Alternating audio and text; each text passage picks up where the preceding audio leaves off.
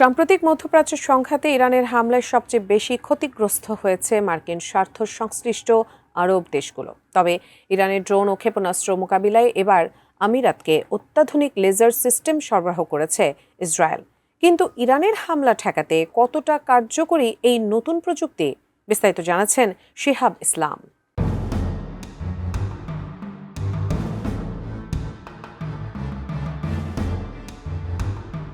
নতুন মোড় নিয়েছে মধ্যপ্রাচ্যের রাজনৈতিক ও সামরিক পরিস্থিতি। টাইমস অফ ইসরায়েলের তথ্য মতে, ইরানের ক্ষেপণাস্ত্র ও ড্রোন হামলা মোকাবেলায় সংযুক্ত আরব আমিরাতের রাজধানী আবুধাবিতে অত্যাধুনিক লেজার প্রযুক্তি মোতায়েন করেছে ইসরায়েল। এই পদক্ষেপের মাধ্যমে নতুন ধরনের প্রতিরক্ষা ব্যবস্থা গড়ে তোলার চেষ্টা করা হচ্ছে, যা শুধু আরব ইসরায়েল সম্পর্কের নতুন দিক নয়, বরং ইরানের আঞ্চলিক আধিপত্যের বিরুদ্ধেও শক্তিশালী বার্তা।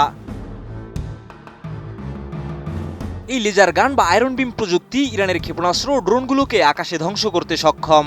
এটির প্রধান সুবিধা হলো লেজার প্রযুক্তিটি প্রতিটি লক্ষ্যবস্তু ধ্বংস করতে পারে এবং এর প্রতিটি শটের খরচ তুলনামূলকভাবে খুবই কম।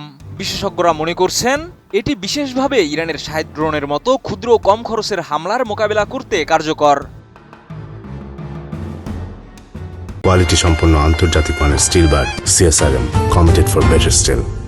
ফেব্রুয়ারিতে ইরান ইসরায়েল যুদ্ধ শুরু হওয়ার পর থেকে ইরানের ক্রমাগত হামলার লক্ষ্যবস্তুতে পরিণত হয় সংযুক্ত আরব আমিরাত। ইরান থেকে প্রায় 500টি ব্যালিস্টিক ক্ষেপণাস্ত্র এবং 2000টি ড্রোন ছোড়া হয় আমিরাতের দিকে। তবে এসব হামলা ঠেকাতে আয়রন ডোম বা প্যাট্রিয়ট ক্ষেপণাস্ত্র ব্যবস্থাগুলোর চেয়ে আরও কার্যকরী একটি সমাধান আয়রন বিম লেজার সিস্টেম।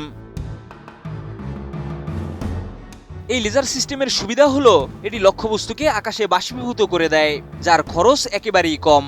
এছাড়া স্পেকট্রো নামের একটি হালকা ও শক্তিশালী নজরদারি ব্যবস্থা দিয়ে ড্রোন ও ক্ষেপণাস্ত্রগুলোকে প্রায় 20 কিলোমিটার দূর থেকেই সঠিকভাবে শনাক্ত করা সম্ভব। এছাড়া ইসরায়েলি স্পেকট্রো প্রযুক্তির সঙ্গে সংযুক্ত আরব আমিরাত তাদের পুরনো সাউন্ড উইন্ডার ক্ষেপণাস্ত্রগুলোকে আধুনিকায়ন করছে, যা ড্রোন শিকারে নতুন মাত্রা যোগ করবে।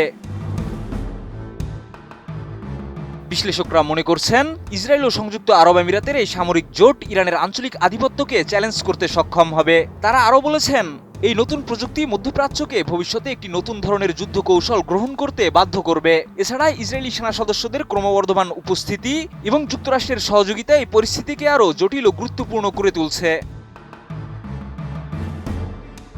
এখন দেখার বিষয়, ইরানের আক্রমণ ঠেকাতে এই নতুন প্রযুক্তি কতটা কার্যকর হয় এবং মধ্যপ্রাচ্যের সামরিক সমীকরণে এটি কেমন প্রভাব ফেলে।